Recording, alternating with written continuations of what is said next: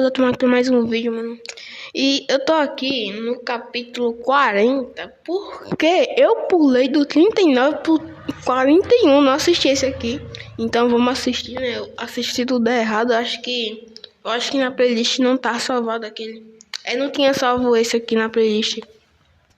Então bora assistir, né? Como é que é? As bizarras dos inscritos. Já começou com 3 minutos de duração. Oi, Léo, sou segundo, inscrito do seu canal há muito tempo. Me chamo Alanis e tenho 10 anos. Vamos ver. Essa história aconteceu na minha escola, quando uma amiga levou uma pulseira bem bonita. Na hora do recreio, eu perguntei pra ela que pulseira era aquela e ela me falou o seguinte: essa pulseira aqui irei jogar no lixo, porque toda vez que eu durmo com ela, acordo toda arranhada. Achei ela na rua num dia desses e achei que ia ser legal, mas acho que ela é amaldiçoada. E ela me mostrou os supostos arranhados. A partir daquela parte, eu fiquei tão traumatizada que não consegui mais escutar nada do que ela falou. Como todas as garotas por perto estavam com medo, eu quis dar uma de corajosa e falei: me dá essa pulseira aí, minha filha. Você deve ter se arranhado sozinha e nem percebeu. Essa pulseira aqui que eu vou dormir com ela hoje. E vou provar que não tem nada de sobrenatural nela. Eu peguei a pulseira e coloquei no braço. Chegando de noite, dormi com ela. Mas senti dores agudas de noite. E quando eu acordei, estava toda arranhada. Pensei, eu me remexo muito dormindo, então eu devo ter feito isso sozinha. Isso se arranha toda noite com a pulseira. E na manhã seguinte eu estava com arranhados na barriga, nas costas, em todos os lugares. Arranhões bizarros. Eu peguei a pulseira, joguei na água benta. Eita. Cortei e joguei no lixo. Mas não acabou por aí. No dia seguinte, eu fui no quintal com minha irmã mais nova e ficamos brincando com umas pedras. Fiquei colhendo as maiores até que vi uma gigante. Quando eu tirei ela do lugar, embaixo estava a pior coisa possível. A pulseira! Puxa, não cortou? Do mesmo jeito que eu tinha jogado no lixo, taquei ela para bem longe da minha casa e nunca mais vi de novo. Oi, Léo, meu nome é Matheus, estou aqui para te contar uma história várias mais piores. Essa história, tirada dos diários de pesquisa do meu avô, é contada com muita seriedade pela minha família e é passada de geração em geração. Em 1952, alguns anos após o fim da Segunda Guerra Mundial, meu avô Eduardo se tornou um pesquisador de antropologia e com isso ele se interessava muito por sociedades antigas. Essa é a thumb, né, que tem os caras. Um dia ele conheceu um homem adulto chamado Francisco. Ele também era antropólogo e já era experiente na área. Ele viu o brilho nos olhos de meu avô e o apadrinhou como aprendiz para suas pesquisas. Rapidamente os dois se tornaram grandes amigos, conheciam muito bem um ao outro e estavam sempre juntos pesquisando o que quer que fosse. Em dado momento, no diário de pesquisa de meu avô, ele começa a relatar que seu Francisco estava ficando estranho. De repente, ele começou a ficar quieto e deixar de ser comunicativo com meu avô, e a situação ainda piora. Meses após isso, é relatado que ele estava ficando mais agressivo e impaciente. Meu avô questionava se havia algo de errado, mas ele nunca respondia. Passou-se um tempo e seu Francisco quebrou o silêncio e revelou tudo o que estava havendo e o motivo do seu estresse. A realidade é que ele estava fazendo uma pesquisa sobre um povo muito antigo que morava na Amazônia. E que esse povo cultuava um tipo de entidade muito sinistra. E que quanto mais ele estudava sobre essa entidade, mais ele se sentia estranho e com medo. Após essas revelações, ele disse que não iria dar mais detalhes, mas que havia de fazer algo importante e que precisava de ajuda de meu avô. Ele falou que conversou com a chefia da universidade em que trabalhavam e conseguiu convencê-los a fazer uma expedição aonde seria o cemitério desse povo. E assim foi feito. Meu avô diz que quando eles partiram para a Amazônia, seu Francisco começou a rezar. É na Amazônia, fica bem ali na não era religioso, na verdade. E o mais estranho é que aquele homem destemido e que sempre fora muito sudoeste, né? estava pedindo misericórdia para um Deus que ele até o momento não acreditava. levando equipamento de sobrevivência e na parte norte, né? se comunicar tranquilamente. Que é isso? Não tô muito Nesse ruim. momento do diário, ele diz que chegaram numa construção de pedra escondida no meio do mato. Oxe, é do povo antigo. Corrida pela erosão da chuva. Entrando nesse lugar úmido e frio, é dito que havia um grande corredor que no final dava uma estátua de algum tipo de animal no final. O caminho até lá era bastante assustador, porque nas paredes era onde os corpos estavam. Então tinha alguns ossos espalhados pelo chão porque a estrutura estava velha e não aguentou.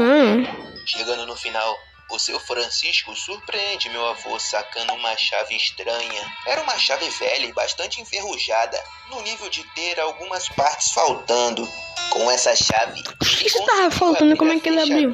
Do que seria o caixão que ficava embaixo daquela estátua de animal. Para a surpresa de meu avô, o que era para ser um caixão, na verdade, era uma porta que revelava uma extensa escada que parecia descer ao infinito. Meu avô disse que o vento frio que saía daquela porta... Eu tô imaginando na vida real, assim. Se o clima já estava sinistro, agora o jogo vai mudar daqui pra frente. O seu Francisco vira para o meu avô e diz algo mais ou menos assim: Eduardo, meu amigo, é aqui que nos despedimos.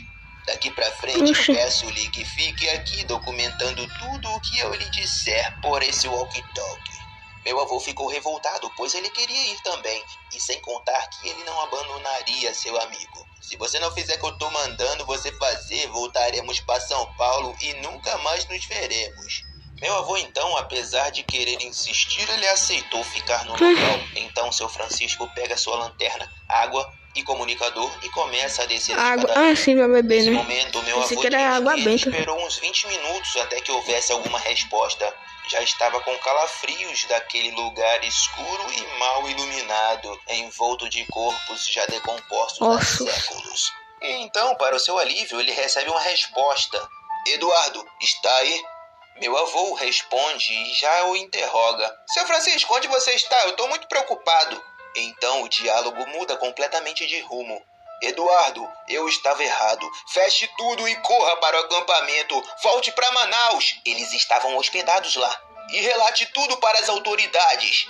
Meu avô, sem entender nada, o responde. Como assim? Eu não estou entendendo. Eu irei agora para aí. Seu Francisco muda de tom e o responde. Eduardo, é uma ordem. Feche tudo e vá embora.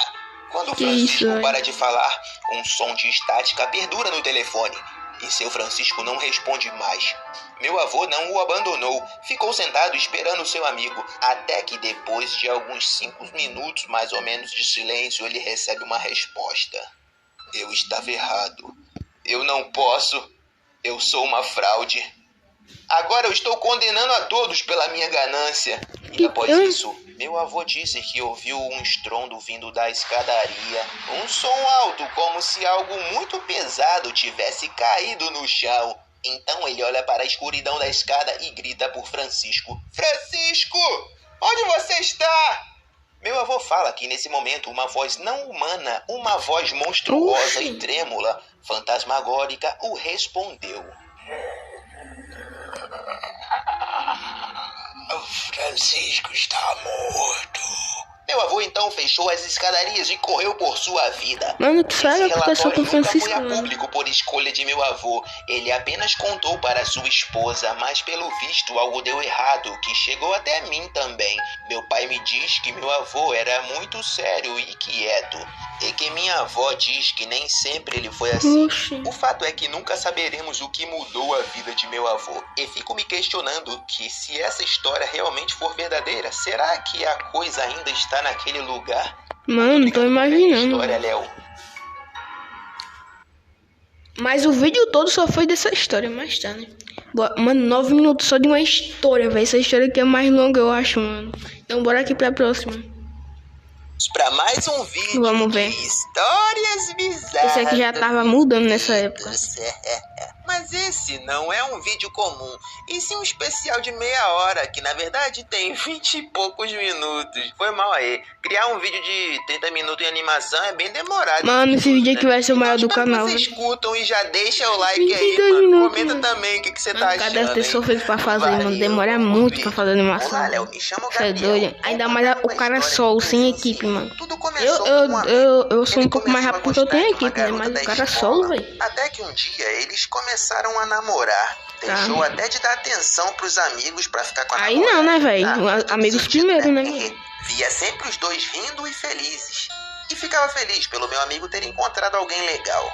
Mas um dia ele convidou ela para ir no terraço da escola. Ela ficou estranha e saiu correndo sem falar nada.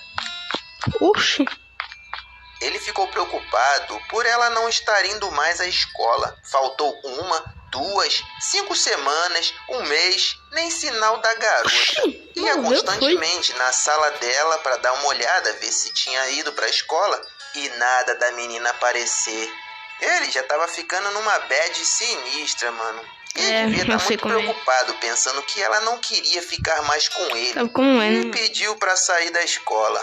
Ela tinha um irmão mais novo e seu pai ia levá-lo sempre. Então decidiu tomar coragem e perguntar pro pai. Foi aí que ele descobriu a verdade. O pai dela pega uma foto da carteira e pergunta se era ela. Então ele responde que sim. Mas o pai fala algo que o deixaria totalmente chocado. A garota com quem ele estava namorando havia morrido há 4 anos em um acidente ali naquela escola. Meu amigo ficou muito chocado com a história e foi investigar com funcionários antigos. Ficou sabendo de uma garota que tinha ido no terraço e foi empurrada por seu namorado. Mano, ele tava namorando uma garota fantasma e eu presenciei tudo aquilo.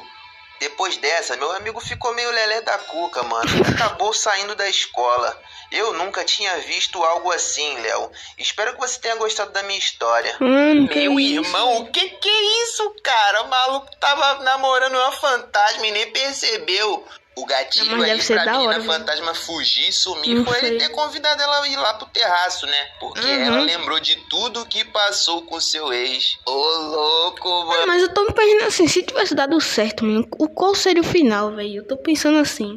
Mano, que história sinistra. Olá, Léo, me chamo Flávia, moro na Bahia.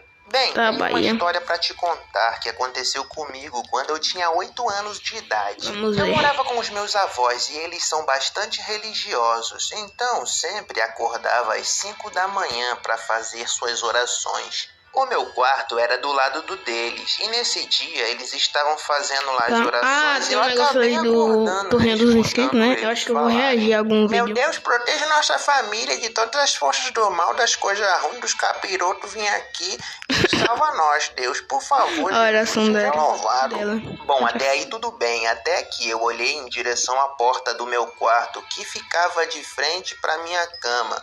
Ao lado da porta vi uma pessoa agachada olhando para baixo. Como eu usava mosquiteiro para dormir, eu não tinha conseguido enxergar direito quem era, pois também estava sonolenta e resolvi levantar a cabeça para ver melhor. Então eu apurei a vista e realmente tinha algo ali agachado, só que era uma pessoa toda branca, careca e não estava usando roupas. Parecia um manequim. Mesmo assustada, eu fui e disse, vó, mesmo sabendo que não era ela. Então essa coisa levanta a cabeça e olha pra mim.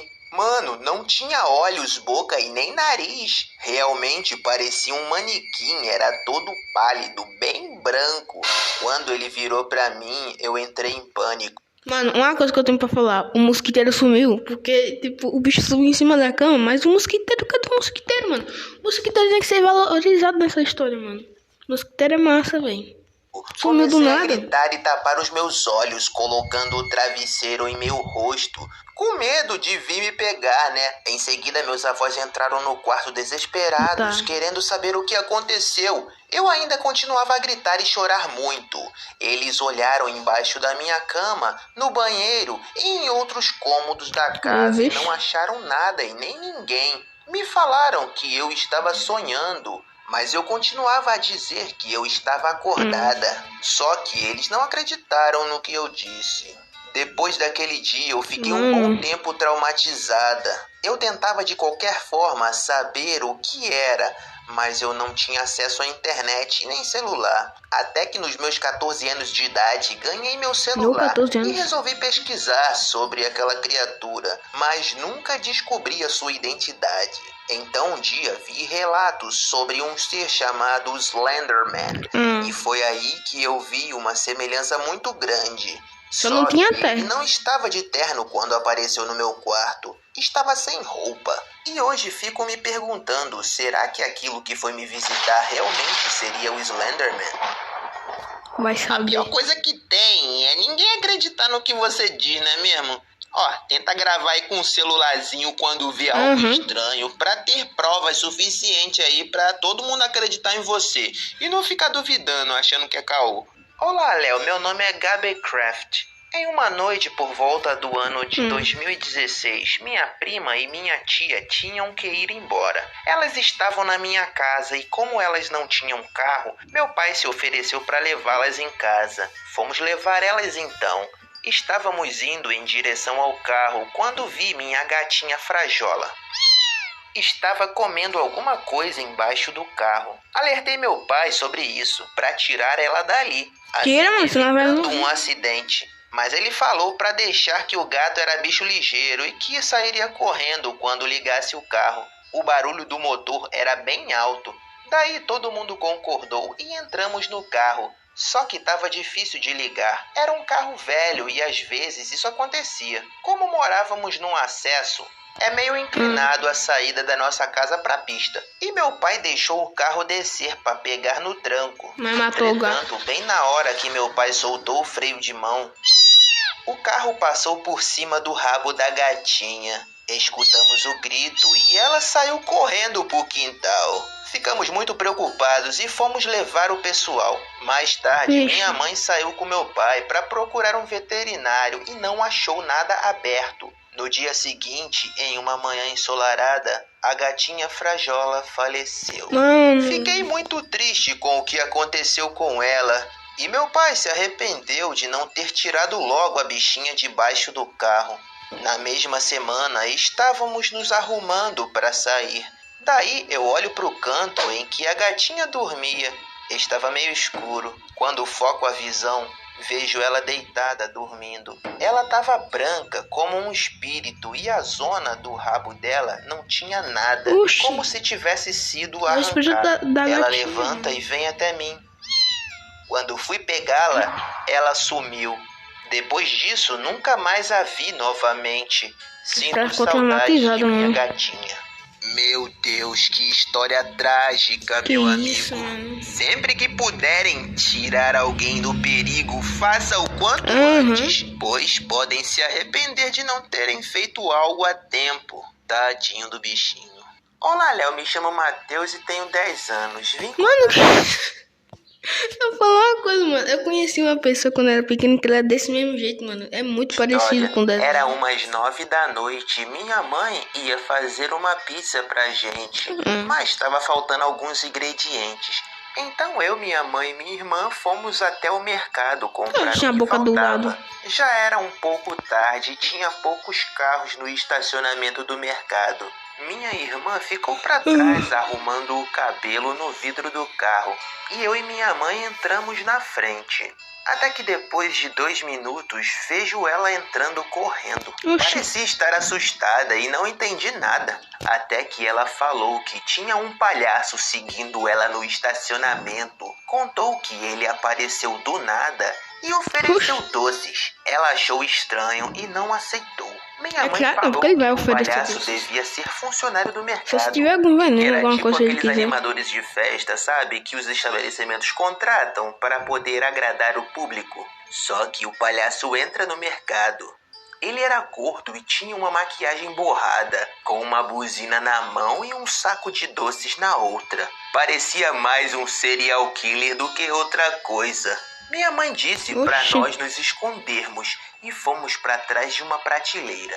Até que escutamos ele falando com o caixa. Cadê a criança que entrou aqui? E a atendente respondeu que não sabia. O palhaço entrou no mercado e começou a procurar. Cadê aquela criança? Eu só quero dar doces. Cadê você, criança?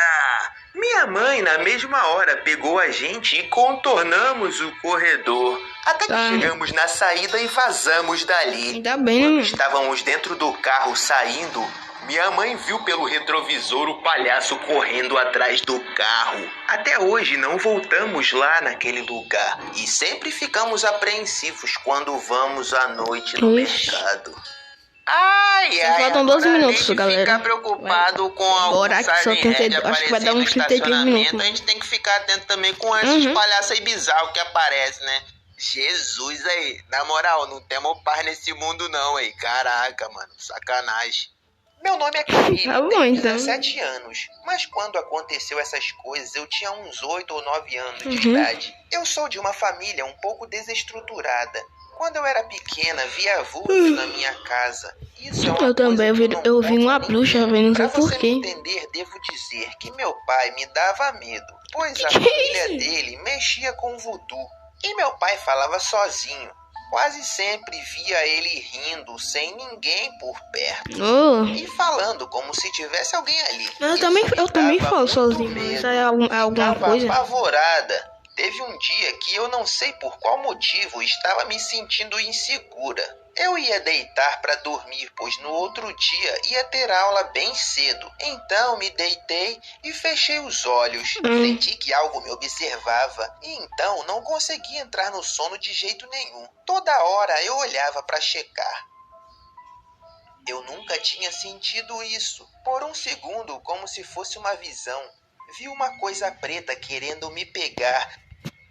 Mas do outro lado tinha algo como um anjo dizendo: não toque nela ou sofrerás consequências. E eu, de repente, dormi. No outro dia, eu estava na casa da minha avó, mãe do meu pai, e eu estava deitada na cama dela. Coloquei o lençol no meu rosto para tirar um cochilo, mas de repente senti uma mão no meu rosto, parecendo que queria me sufocar. Eu não conseguia tirar o lençol, fiquei tentando em nada, e quando finalmente consegui, não havia ninguém ali.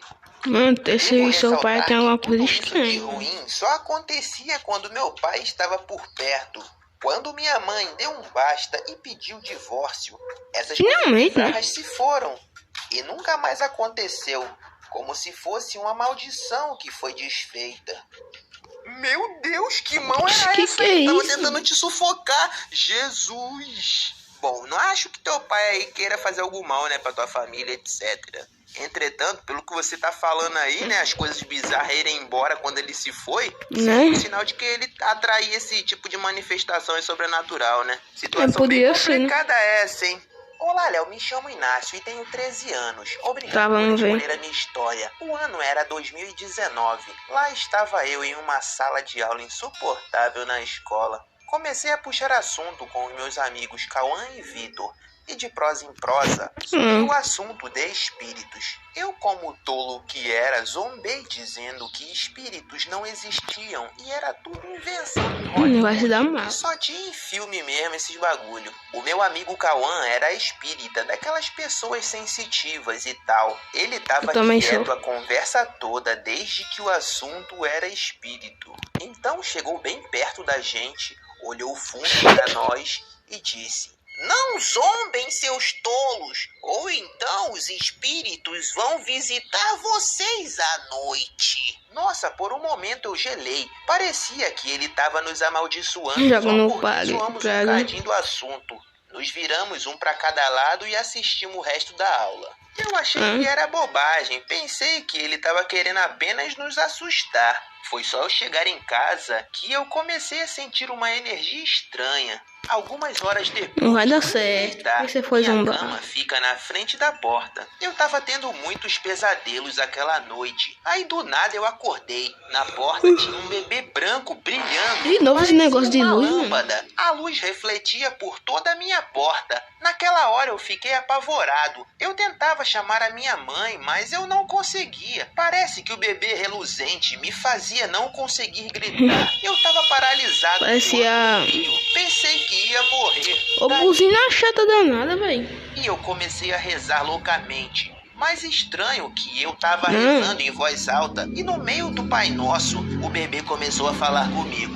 Agora você reza, né, Inácio? Eu tava me cagando de medo nessa hora, cara. O bebê disse: você vai me prometer que não vai caçoar mais de espírito, Inácio? Eu concordei. O bebê fez eu prometer umas 3 vezes.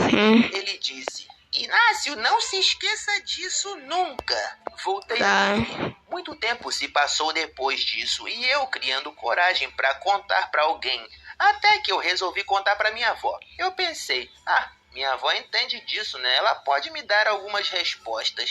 E lá fui eu contar. O estranho é que ela sorria enquanto eu dizia as coisas. Terminando, ela me disse o seguinte: meu filho, não se preocupe, é um espírito de luz, meu querido. Eu acho, inclusive, que pode ser o espírito de sua irmã Hannah, que morreu o bebê antes de você nascer. Ela devia estar tentando te salvar de algo. Da próxima vez que você ver um espírito desses, não se preocupe. Ela me abraçou, levantou e foi para a cozinha tomar uma aguinha.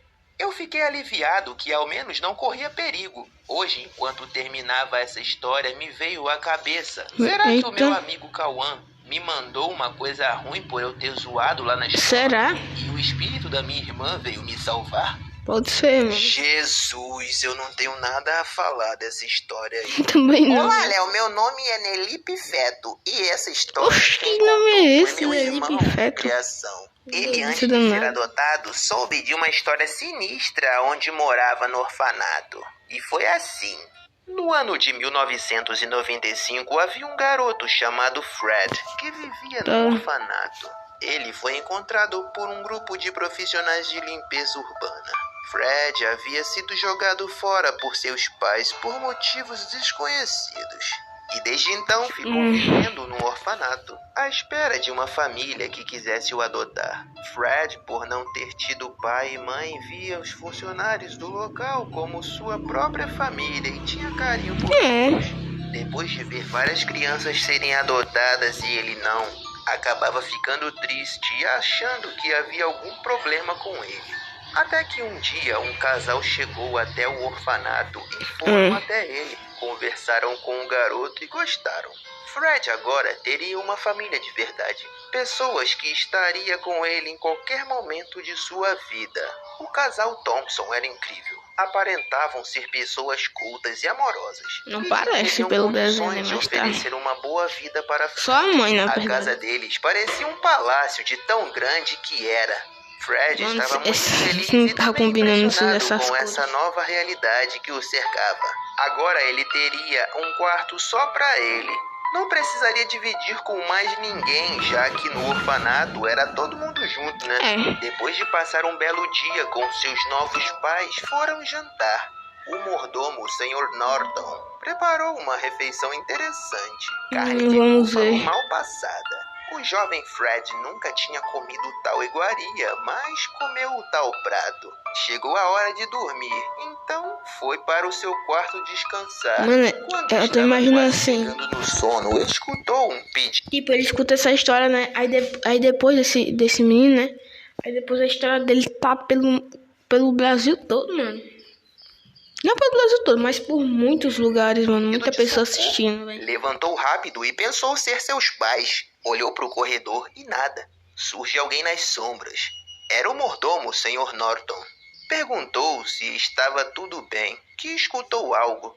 Ele disse que estava tudo ok, que os pais de Fred estavam dormindo. Fred deixou pra lá e voltou para a cama. Nos dias seguintes, mais vozes de pedido de socorro foram escutadas por Fred. Ele ficou muito assustado, achou que a casa era mal assombrada. Falou com seus pais sobre isso. O casal Thompson disse que o som que ele estava escutando poderia ser da vizinhança, pois colocam música alta às vezes e acabam atrapalhando o sono deles. Até que uma noite, indo para o seu quarto, Fred passa por uma área da casa até então inexplorada por ele e escutou as vozes de pedido de socorro novamente.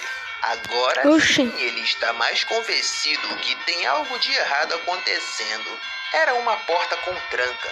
Por sorte, ele tinha um clips no bolso e começou a tentar violar a fechadura. Eis que abre, vê uma escada longa e sem nenhuma luz. Para auxiliá-lo, ele pega um candelabro que está perto do local e entra. O que Fred vê não estava em nenhum de seus pesadelos mais bizarros. Parecia que ele não era a única criança que tinha chegado naquela casa. Agora tô vendo. Eram mais de 10 esqueletos amarrados naquele lugar úmido e escuro. Parecia um açougue aquilo. E um monte de ferramenta de corte, mano. Aquilo ali tava uma doideira. Sr. Norton aparece. Vejo que o Sr. Fred descobriu onde é a minha despensa. É uma pena, pois não esperava utilizá-lo tão cedo. O que você tá falando? Você é apenas mais um desses garotos que o casal Thompson adota. Sabe aquele bife de búfalo mal passado que você comeu hoje? Então, era o último pedaço do filho anterior deles. De 3 meses, eles adotam uma criança. Qual será o gosto de humano, velho? Sucessivamente. Claro que eu não quero experimentar, mas é só uma curiosidade. Você tá doido, velho? Fred corre desesperado e foge dali. Se direciona para o quarto dos seus pais para contar o que houve. Entretanto, os mesmos já estavam descendo as escadas. Ele contou tudo o que viu naquele porão bizarro e o que o mordomo louco estava fazendo. Calma, Fred, está tudo bem. Querido, me deu uma fome tremenda agora. Que tal jantarmos novamente? Não. Ótima ideia, querida. Eu estou louco para comer carne de búfalo mal passada novamente. Sr. Norton, por favor, prepara pra gente, por gentileza. E querido Fred, ajude o pobre Norton.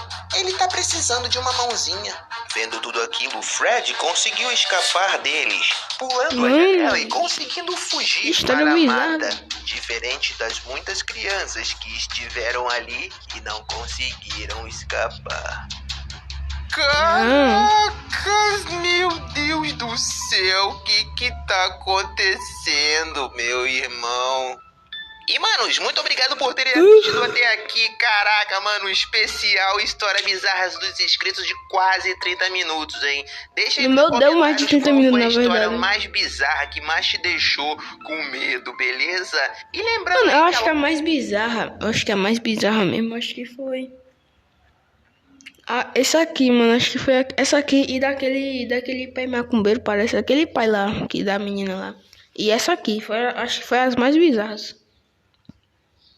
A Jalel tá cheia de promoção lá, com e-book, alguma coisa, tudo na metade do preço ou quase de graça, mano. Tem então livro? Vai lá dar uma olhada. Tem quadrinho de R$1,99, cara, que você recebe aí no seu e-mail, beleza? Eu vou ficando por aqui. Um forte abraço e tchau! Tá, rapaziada, esse foi o vídeo. Espero que vocês tenham gostado. Obrigado por assistir até aqui. Falou e tchau.